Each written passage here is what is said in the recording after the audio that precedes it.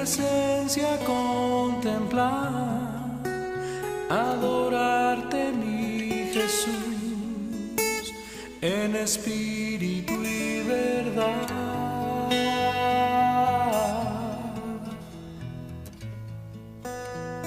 Vivir en comunión, tener intimidad contigo hoy, Señor.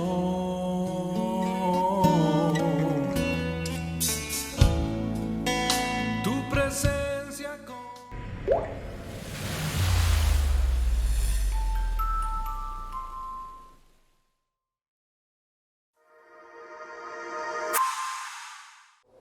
Hola, nuevamente una tarde más para juntas aprender sobre la palabra, y hemos traído todo un tema que considero que ha sido muy hermoso, aprendiendo tantas cosas de la vida de Esther, pero tan actuales.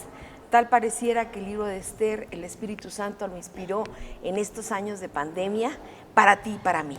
Y una vez habiendo analizado varios aspectos de la vida de Esther, pues llegó un momento donde el plan es estar invitando personas que vengan y nos compartan de su vida, qué ha sido, cómo es que han llegado al lugar donde hoy están.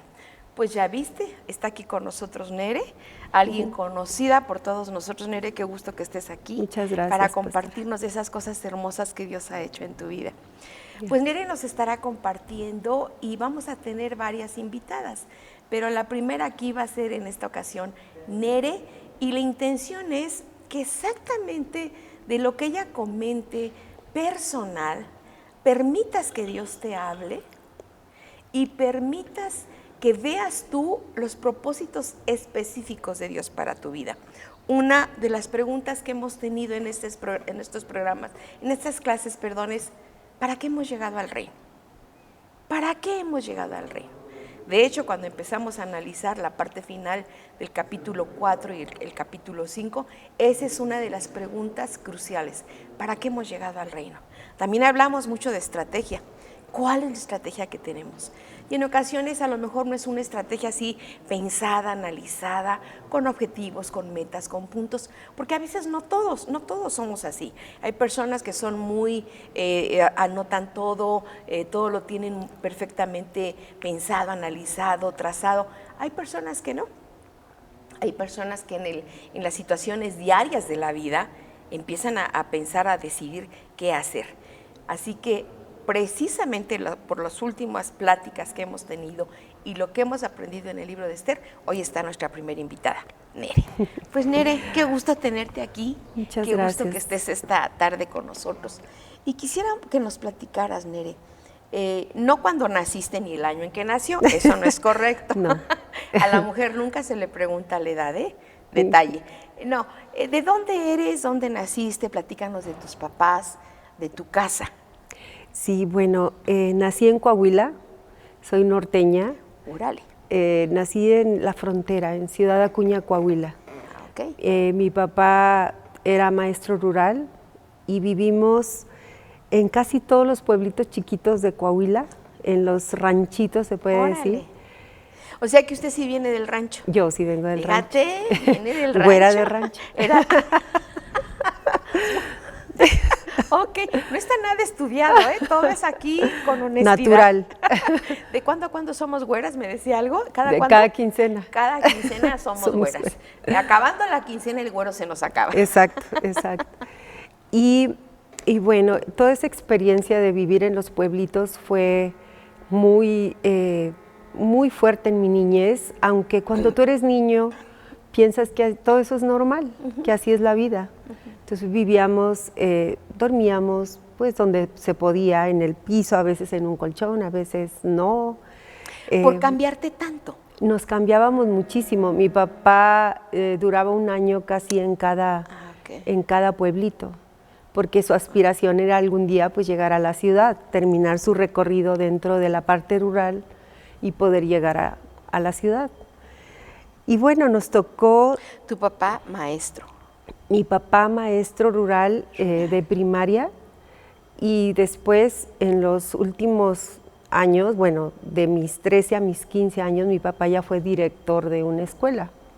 Ya estaba en un rango un poquito mejor. Y bueno, los pueblitos donde vivíamos no pasaban de 500, 600 habitantes. Wow. Pueblitos muy metidos en lugares pues muy desérticos de Coahuila, donde realmente no hay mucho. No hay agua, no había luz, de hecho, caminos, etcétera. Y todas esas cuestiones nos ayudaron en cierto sentido, bueno, ahora lo veo como que nos ayudaron para no tener un apego a las cosas, porque en cada pueblito se perdía algo, una silla se rompía, se perdía algo de lo que poquito que teníamos, que era muy poquito. Las cosas no se permanecían en la casa. Entonces, había un desapego de las cosas materiales. Decíamos, bueno, a ver, ¿qué pasa mañana? A ver, ¿qué nos espera mañana? Y con mi papá hicimos un trayecto de 18 casas. 18 Wow. casas. A ver, 18 lugares donde viviste en pueblitos, en rancherías, con estas condiciones de no agua, mucho calor, porque son zonas desérticas, Mucho ¿no? calor, mucho frío. Extremos. Extremos, ajá. En esas 18 casas, ¿de qué edad a qué edad lo viviste tú? Que yo recuerdo. Que tú lo recuerdas. Sí. De 5 a 15 años. En 10 años. O sea que en algún momento fueron 2 veces al año, casi. En algún momento, dentro del mismo pueblito nos cambiábamos a otro lugarcito, ahí a otra casita. En un pueblito, por ejemplo, nos cambiamos como 4 veces de casa. Entonces, sí fueron muchísimos lugares donde nos cambiamos. Y realmente... ¿Eres qué número de hija? Soy la primera. La mayor. Soy la mayor de 5 hermanos. Mi hermano varón, el único varón, pues ya falleció. Y tengo 3 hermanas ahorita. Okay. Y bueno, todo ese trayecto fue muy, muy difícil, claro, porque un sueldo de maestro rural es muy chiquito. Entonces la quincena, no llegábamos a la quincena de ninguna manera. Entonces mi mamá desarrolló un carácter bastante fuerte ante la situación, y la verdad es que su enojo pues tenía una cuestión muy válida, que era la escasez de todo. Entonces mi mamá pues permanentemente estaba enojada, estaba molesta con esa situación, y nosotros pues resentíamos su enojo, las carencias, y aparte pues la situación que mi papá trataba de solventar, pero pues no se podía, claro, realmente. Hablando de este enojo de tu mamá, ¿en su enojo desarrolló agresividad hacia ustedes? Sí, lamentablemente la violencia era algo muy recurrente en la casa, aunque había un estilo de educación en esa época que los papás sí usaban cinturón y claro, la chancla y todo esto, pero acá era cinturón, chancla. Porque puede haber gente muy joven que no entiende estos términos. Sí. Somos generaciones que cuando uno hacía algo indebido, o en este caso a lo mejor hasta ni algo indebido por el enojo natural de la frustración de no tener todo, pues te tocaba el chanclazo o te tocaba el cinturonazo, normalmente en las pompas, pero también podía caer en cualquier lugar.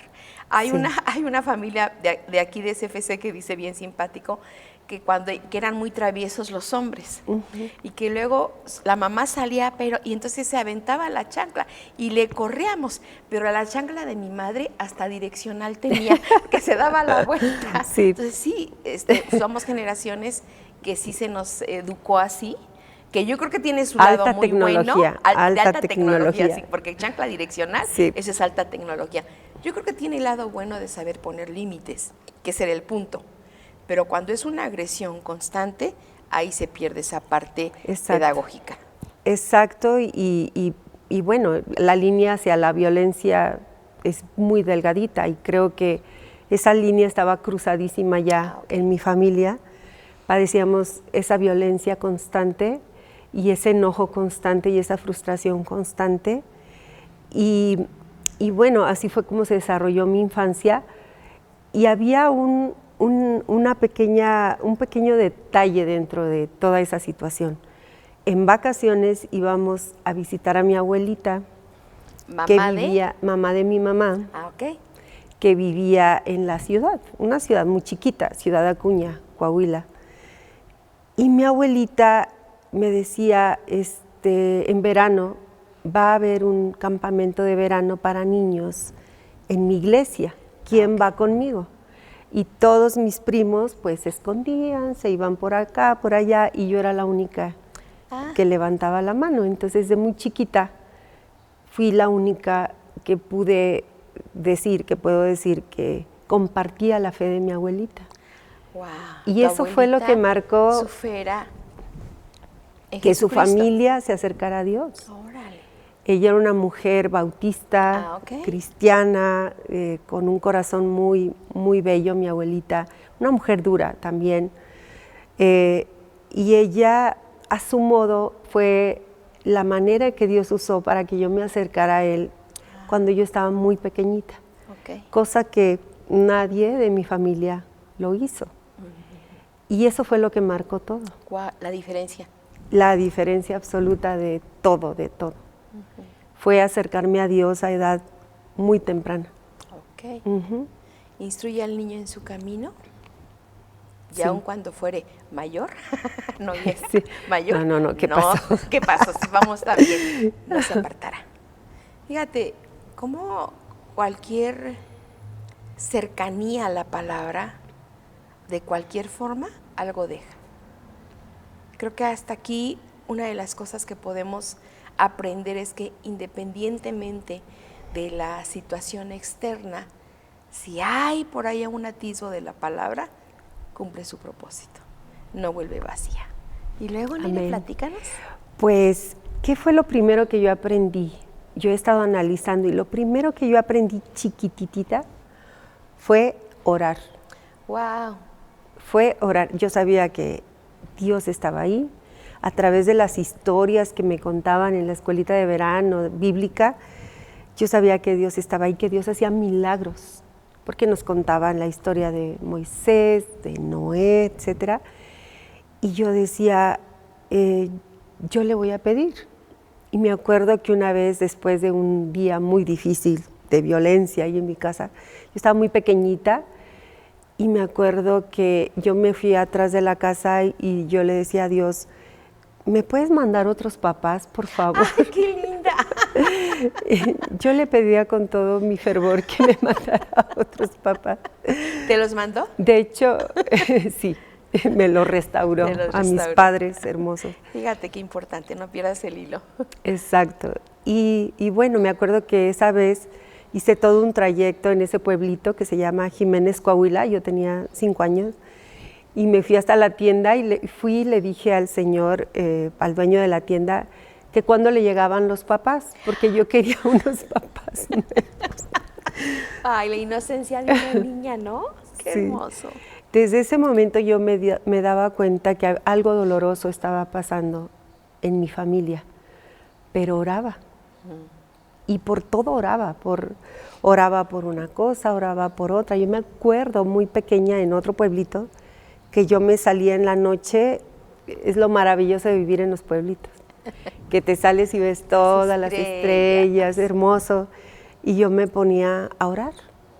Entonces, se puede decir que la primera base que Dios puso en mi vida fue orar, pedir, saber que Él estaba ahí y que yo podía tener una comunicación con Él. Eso fue lo primero que yo aprendí. Lo voy a anotar, Nere, porque al final esto es muy bueno recordarlo. Te seguimos escuchando. Sí. Entonces, todo el proceso después fue orar y orar. Yo decía, bueno, Señor, ¿cuándo va a terminar de orar? Yo quería ver algo que estuviera sucediendo. Cuando cumplo los 12 años, terminó la primaria, me di cuenta también que yo tenía una habilidad para aprender cosas, que era muy buena en la escuela, muy buena. Y entonces le dije a mi papá, yo quiero estudiar la secundaria, pero el detalle era que en el pueblito donde estábamos en esa ocasión. En esa ocasión ya vivíamos en Guerrero, Coahuila, un pueblito de 900 habitantes, era el más grande. Uy, no, ya era una metrópoli. Nueva York y Guerrero. Y mi papá me decía, no, aquí no hay secundaria, no vas a estudiar. Yo le decía, es que sí quiero estudiar y pues tantito terca yo y tantito que sabía que tenía que hacer eso, y mi papá, como era un intelectual también, pues allí en el fondo como que dijo, ándale pues. Pero sí tenía... Tu papá un hombre muy lector, ¿verdad? Mi muy papá lector. era una persona muy culta, o sea, vivíamos en pueblitos tan chiquititos, polvositos, sin agua, sin nada, pero mi papá iba de traje y de corbata a la escuela primaria a dar clases a los niños. Wow. Nunca vi a mi papá con la camisa remangada dando una clase, o que yo viera a mi papá con otro tipo de zapato que no fuera un zapato formal y muy boleado, muy limpio. Wow. Y eso me lo enseñó mi papá, una ética de trabajo, observándolo, porque realmente pues cuando yo estaba chiquita y pasábamos todas esas cosas en casa, a lo mejor no me fijaba, pero después, recordando, dije, mi papá fue un ejemplo muy grande para nosotros. Y teníamos el colchón roto, la silla chueca, un sillón ahí medio acomodado ahí, una mesa tembeleque y libros. Órale. En mi casa. Entonces fui lectora desde chiquita, me gustaba mucho leer todo lo que mi papá ahí tenía, las enciclopedias y cosas que mi papá invertía y que mi mamá se enojaba mucho, pero que para mí fueron mi Netflix, Google, mi mamá, Amazon, Google. mi Google. Entonces yo ahí me metía en historias y leía tantas cosas, conocía París a través de la lectura y conocía Europa y historias de todo, del mundo. Me encantaba. Entonces, obviamente, pues me fui a estudiar, pero tenía que hacer un trayecto muy, muy fuerte para poder llegar a la escuela, estudiar y regresar al pueblo. ¿No estudiaste en el pueblo? ¿En qué lugar? ¿A qué distancia más o menos? Estudié en Piedras Negras, Coahuila, la secundaria. Estaba pues en ese camioncito donde íbamos a 1 hora de distancia. Okay. Y pues teníamos que salir a las 5 de la mañana para poder llegar a un punto donde después de ahí había que caminar muchísimo. Yo era la niña que les encargo cartulina para mañana, pues yo era la niña que no llevaba la cartulina. Les encargamos no sé qué cosa para mañana, pues no, porque mi papá solo podía darme lo del camión. Okay. No tenía ningún otro recurso más que el transporte. Y fue difícil, muy difícil, porque ahí empezaron situaciones de mi crecimiento por desnutrición y demás, pero terminé la secundaria. Wow. Terminé la secundaria y terminé la secundaria con de verdad con una cobertura de Dios tan impresionante, porque como yo ya no podía estar cerca de mi abuela ni en la iglesia de mi abuela, el Señor llevó la iglesia a mi pueblo. Ay, qué bello, llegó gente a evangelizar. Llegó gente a evangelizar, Wow. llegaron, por eso es tan importante la obra misionera. Claro. Llegaron misioneros de Estados Unidos, llegaron, sí, básicamente de Estados Unidos, y un pastor de Piedras Negras que los iba como dirigiendo. Y cuando llega al pueblo, pues imagínate, llegar a un pueblito de esos, Claro. todos los chiquillos, que llegó un camión, que llegaron unos camiones, unos camiones, unos trailer home. Ahí vamos a ver.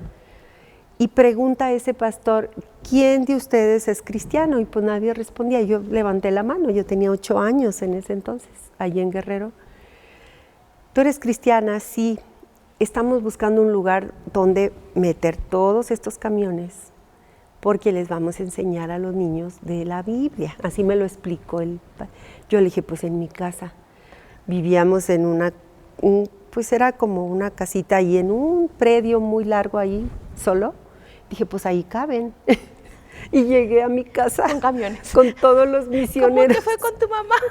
No, horrible, horrible. Después mi mamá Wow. ya me ajustó a solas, pero sí lo mejor que pude haber hecho. Porque cada año llegaban los misioneros a mi ¿Y por casa. cuánto tiempo estaban ahí? Estaban por casi 15 días, Ok. instruían a los niños del pueblo sobre la Biblia, hacíamos manualidades, nos daban un lunch, que era wow, así era emocionante. Y yo era la principal evangelizadora del pueblo, porque yo era la que invitaba a todos los niños de ahí, Chiquilla. toda la chiquillada y de las rancherías cercanas. Total, llegué a juntar alrededor de 200 niños Wow. allí en la escuelita de verano de Misiones. Y bueno, en ese lugar, donde era esa casa que rentábamos, se fundó la primera iglesia cristiana ¿En el pueblo? en ese pueblo.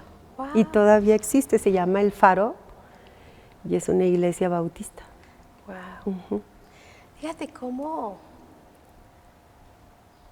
bien dice la palabra en Eclesiastés, todo lo que te venga a la mano por hacer, hazlo según tus fuerzas. Era una niña en la cual probablemente dirías, bueno, pero ¿qué puede hacer? ¿Qué sabe hacer? Dios envió gente mayor, gente con un llamado, gente a decir, aquí ella sencillamente en su mente niña dijo, en su mente de niña, pues hay mucho espacio, que se vayan los camiones. Yo creo que tu mamá primero te ajustició y después dijo, creo que sí vale la pena, ¿no? Que estén 15 días, porque seguramente la bendición llegaba a todos, ¿no? A todos llegaba. Mi mamá vio la oportunidad, por ejemplo, de vender comidas. Y bueno, económicamente pues también todo se fortaleció. Y mi pastor de Piedras Negras, que le tengo un cariño entrañable, y él ya falleció, fue el pastor que me bautizó. Ok. El pastor Jorge Aparicio, y un gran cariño. Yo tuve la bendición de tener pastores, amigos, hermanos que de verdad cubrieron nuestras vidas y que son un ejemplo para mí hasta el día de hoy. Y el pastor Jorge era de verdad una persona increíble, muy fiel en todo lo que hacía en su obra misionera, y pues yo era la que le juntaba la gente. Entonces él después iba... ¿Era su asistente? Yo era su asistente. Cada martes iba a la casa, dejaron unas banquitas allí en mi casa, y yo era la responsable de llenar esas banquitas. Entonces, por muchos años lo hice. ¿Sabías esto de Nere? Los que son de CFC, yo creo que no. Muchos detalles así tan precisos de la niñez. ¿Y esto qué enseñanza nos deja? Qué importante, padres, sembrar en los niños la palabra. Qué importante. Sí. No pensemos que es un tiempo perdido, ni tampoco pensemos que solo nos los entretienen.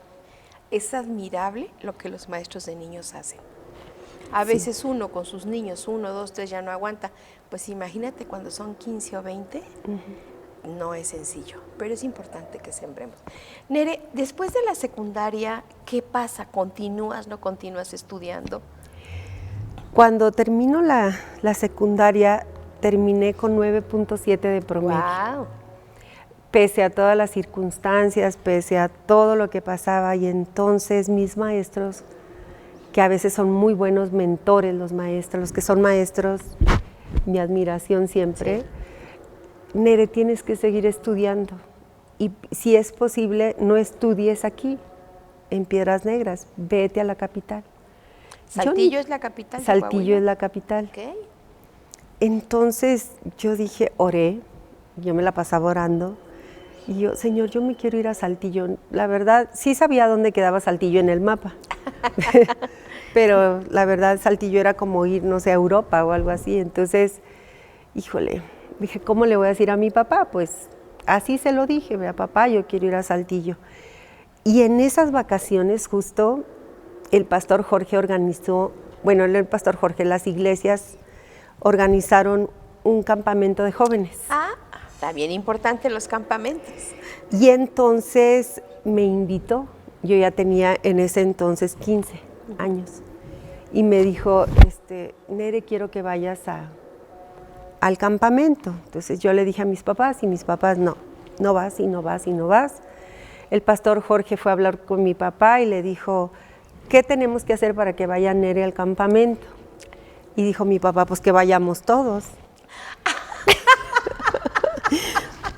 Fue el único campamento de jóvenes que fui y fui con toda mi familia, hasta con la chiquita de brazos. ¿Con 4 hermanos y tu papá y tu mamá? Y mi papá y mi mamá. Wow. Y el pastor Jorge pagó absolutamente todo porque quería que yo fuera. Wow. Entonces llego allá y conozco a unas amigas de Saltillo.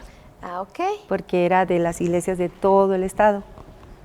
Y me empiezan a contar de una preparatoria que se llama Ateneo Fuente, que es una preparatoria muy prestigiada a nivel estatal hasta la fecha, donde estudiaron los gobernadores y me contaban, y ahora digo, ¿por qué me contaban eso? ¿Verdad?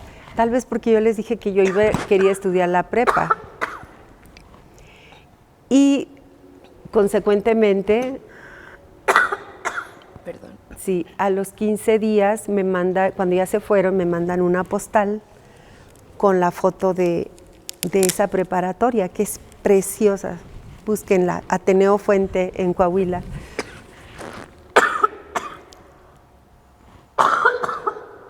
Perdón, no escupí. Y me enamoré de la escuela. Dije, no, yo tengo que estar ahí. Ahora sigo yo. Bueno, somos las dos, gracias a Dios. No es nada más. Yo creo que se nos secó. Tomamos agüita. Se nos secó la garganta. Y resulta que el Ateneo Fuente se convirtió en un sueño para mí. Wow. Y me di cuenta que yo tenía fe después, porque me fijaba ciertas cosas en mi mente, oraba y luego se cumplían. Entonces yo decía, pues eso es lo que tengo que hacer. Y luego las pláticas que en la iglesia yo recibía, que después a través del pastor Jorge, que hablaban sobre fe, pues iban dándome ya un carácter dentro de lo que era pues la vida cristiana. Y les digo, yo fui la que abracé el amar a Dios, el estar cerca de Dios. Mis padres no, mis hermanos no, mi familia no. Entonces, para mí era como persistir en eso. Y me fui a Saltillo. Ah, ok. Y lo digo muy rápido, pero me costó mucho convencer a mis papás porque pues no había economía.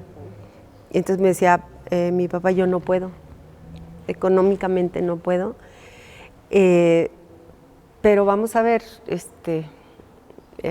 mi papá no era así tan quietecito para hablar, era rudo. Y mi mamá de plano pues dijo, pues que haga lo que quiera, ¿verdad? Ay, ya me cansé con esta muchacha. Y entonces, bueno, pues mi primer paso era si pasaba el examen, que aplicábamos muchísima gente, era cantidad de gente, casi todo el estado se iba para allá.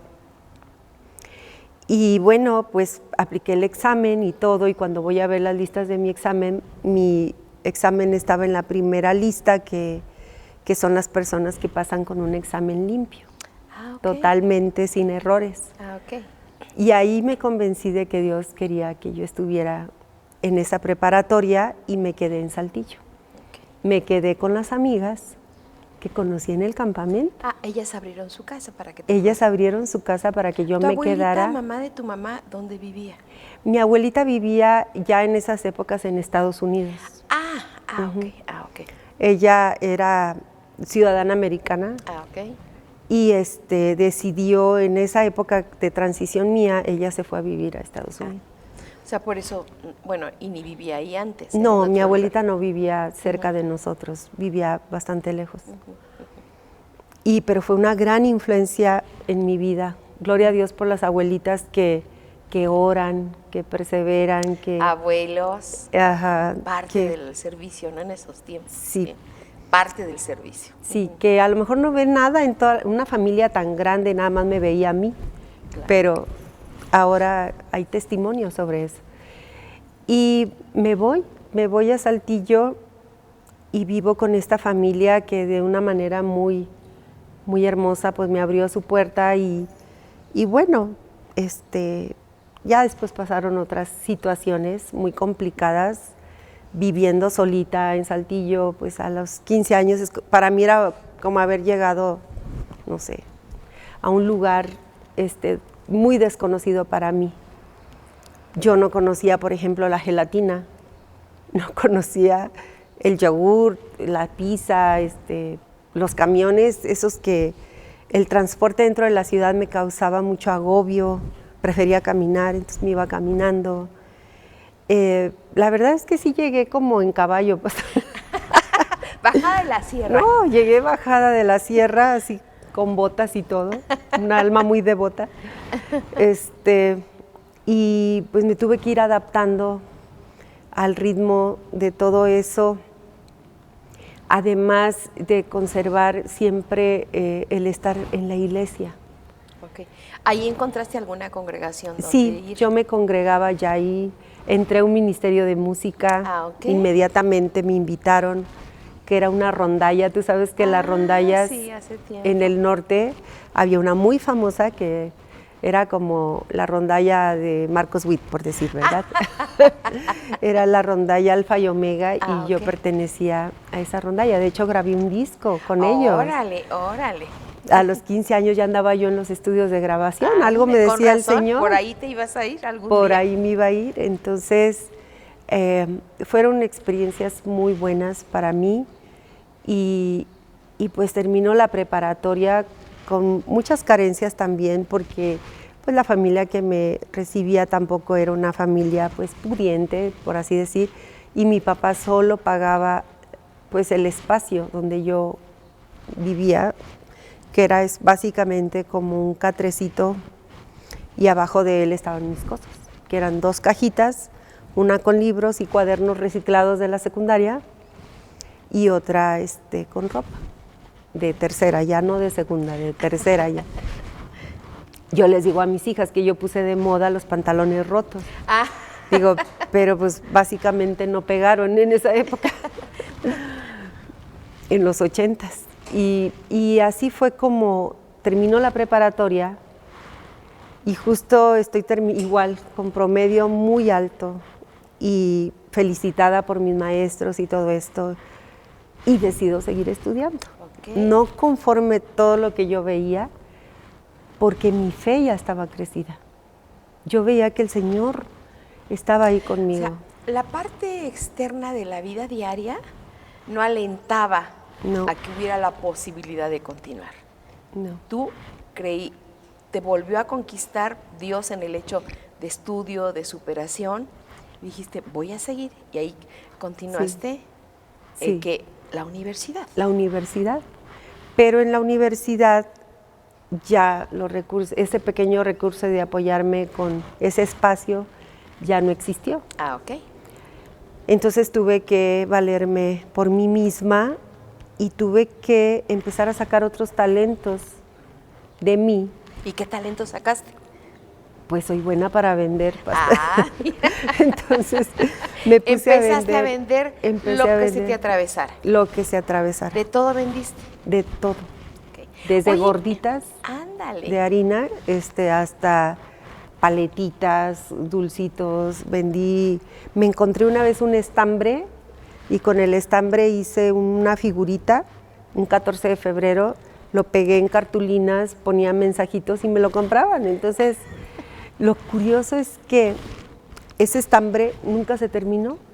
Yo lo usaba y lo usaba y yo decía, ¿cuándo se va a terminar? Me lo encontré tirado, atorado en una cerca y nunca le vi fin a ese material. Entonces vendía poemas.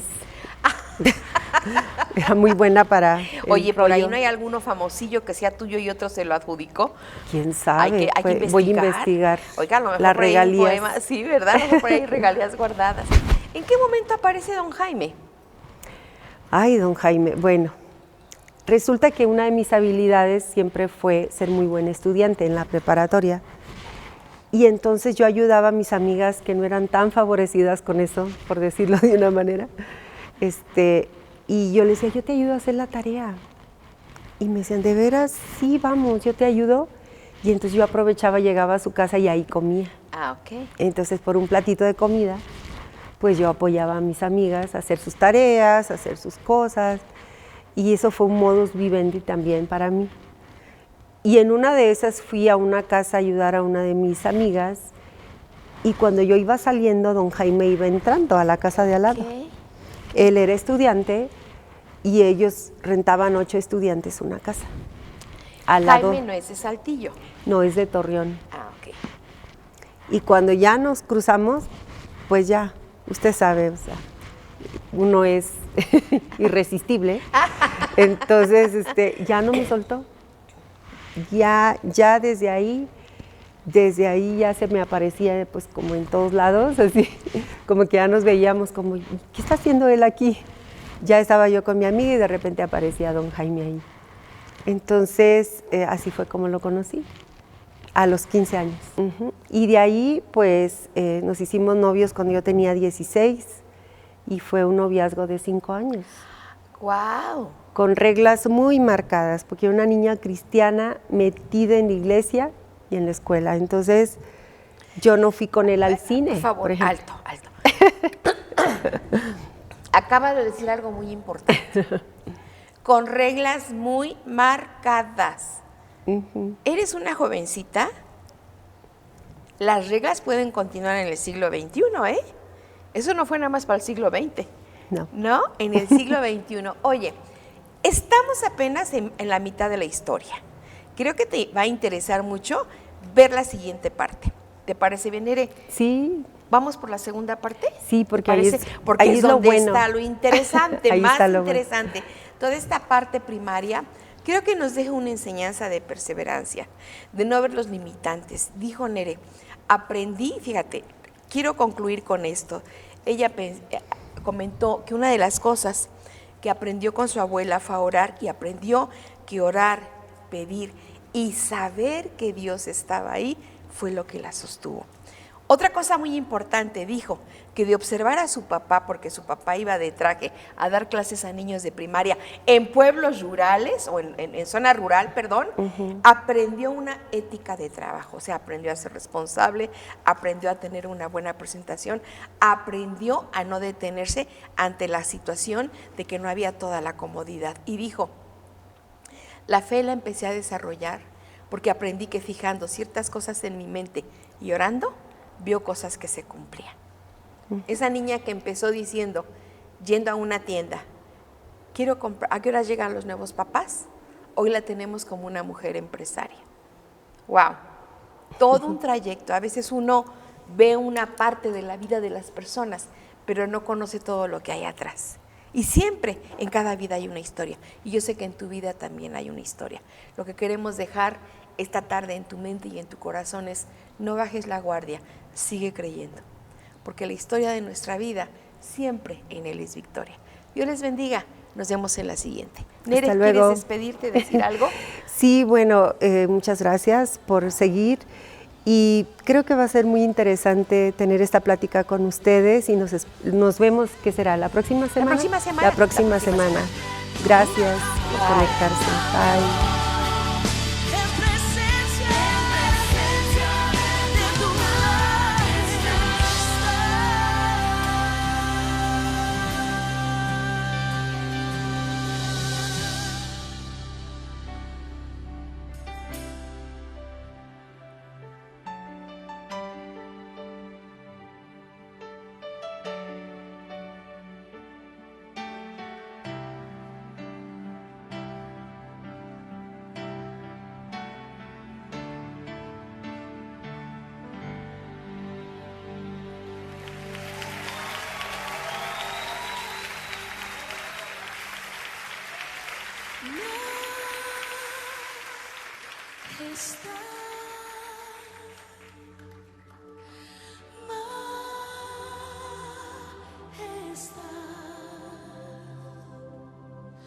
Tu gracia